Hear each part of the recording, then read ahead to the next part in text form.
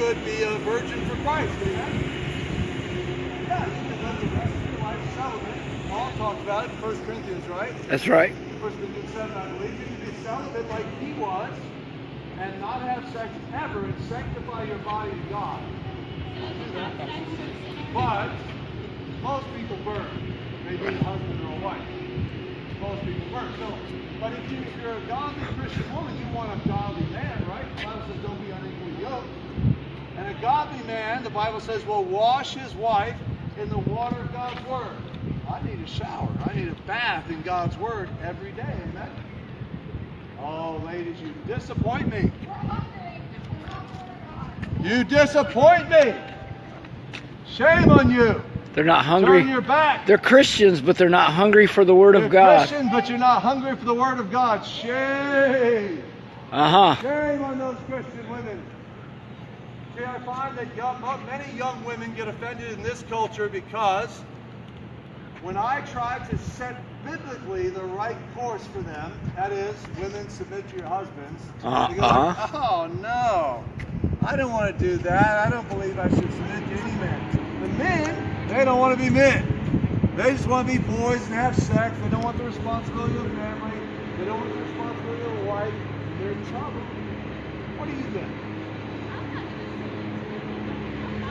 Woo! Right. Your own person, you're not going to submit to you. How about Jesus? Is he worthy? No, but is that a yes or a no? Jesus Christ that died for your sin. He loved your soul on that cross 2,000 years ago. He's not worthy of your affection. Are you kidding me? What's that? Oh, you'll be sorry on Judgment Day, lady. Oh yeah, you're going to burn unless you repent. Unless you change your mind, you're going to burn in hell.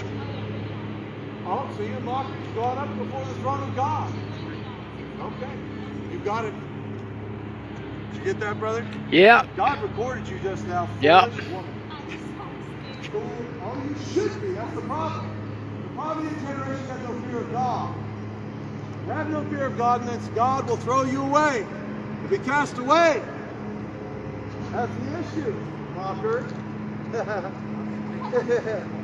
You see, we don't want you to go to hell, but you're so foolish in your demonic influence, the influence of demons in your lives, that you would think you could mock the preacher. And you could. You can get away with it with me, but you know what? On Judgment Day, if you don't repent, lady, I'm going to stand there with Jesus. Amen, Lord. Your judgment's righteous and true. This word will ring in your heart. And then Jesus will command his angels to bind you hand and foot and cast your wicked, filthy soul into hell. That's going to happen. I'm not a prophet, but I know it. I know God's judgments are true. I know you're going to go to hell unless you repent. I'm about to go play basketball. The greatest and unforgivable sin is rejecting Christ as your Lord and Savior. Rejecting the Holy Spirit's conviction upon your soul about who Jesus Christ is and what he did for your soul, that is the one that God will not forgive. God will not forgive your rejection of his mercy. He will not forgive it. He can forgive